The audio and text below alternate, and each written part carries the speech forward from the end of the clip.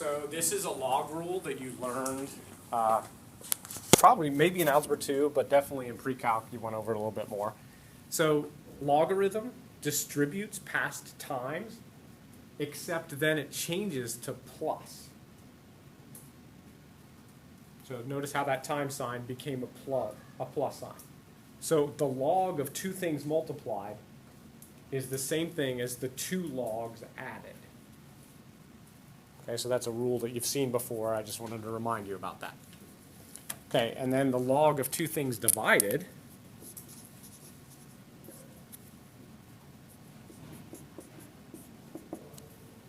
is the log of the top thing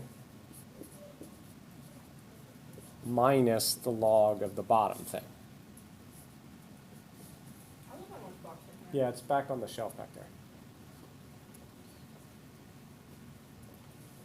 So log distributes to division, but then it changes to a minus. Okay, so watch out for that. And then there's one more log rule that I want to remind you about. If you have log base A of b to a power,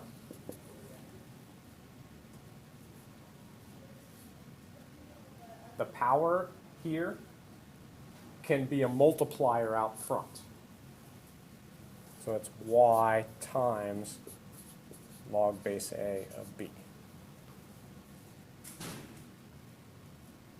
Yes? Yeah, it should be. Sorry about that. Thank you. So that I accidentally put a b there. It should be an a. It should be the same base. Appreciate it.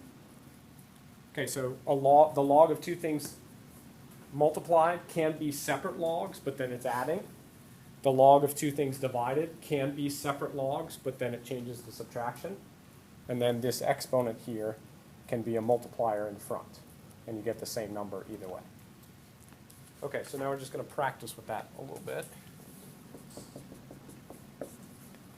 So we're going to look at 3 times the natural log of x minus the natural log of 3x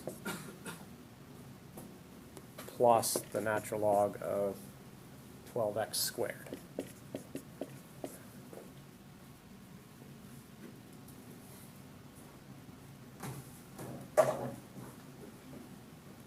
So first of all, if you have a natural log, what's the base?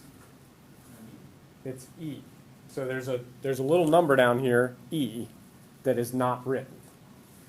So usually with a logarithm, there's a little number down below. It could be 7 or 2 or 10, but when it's natural log, the little number down below is e. So, and e is 2.71828.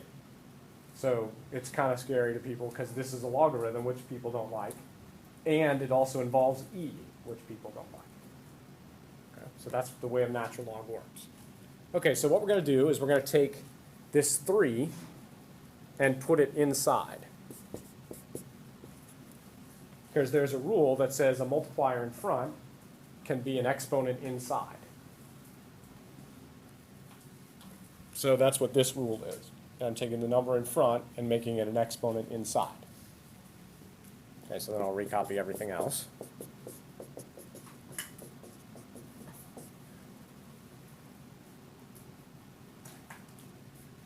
Okay, then here we have 2 logs subtracted. And I'd like to combine that into 1 log. So if you have 2 logs subtracted, it combines into 1 log, but what do you have to do? Divide. So that combines into the natural log of x cubed divided by 3x. So these 2 here end up being that.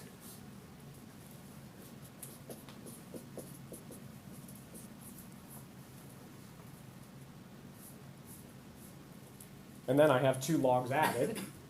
And how do you combine 2 logs added into 1 log? Multiply them. So that would be the natural log of this times that.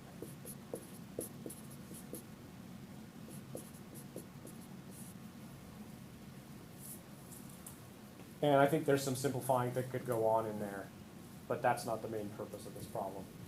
I just wanted to practice the log rules. So we'll ignore that for now. Okay, and I just want to get through one other problem. this is a problem that it asks you to solve, and it's 2 to the x equals 27.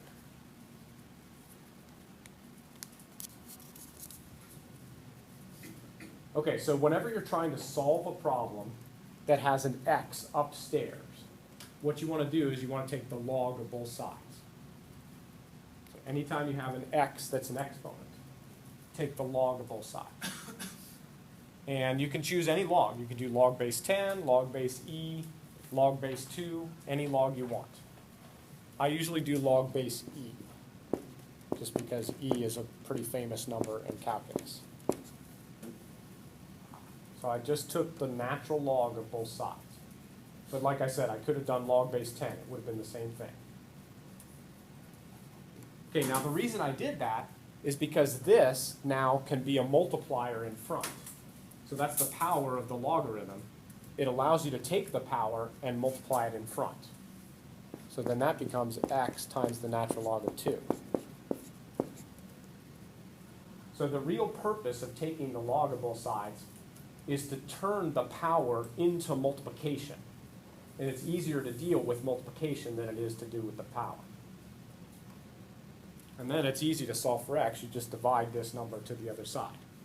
So it's x equals natural log of 27 divided by the natural log of 2.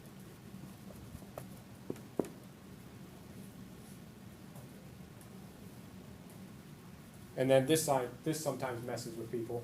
Could I take the 27 minus the 2? You can't, although, so look over there carefully. 2 logs subtracted is 1 log divided.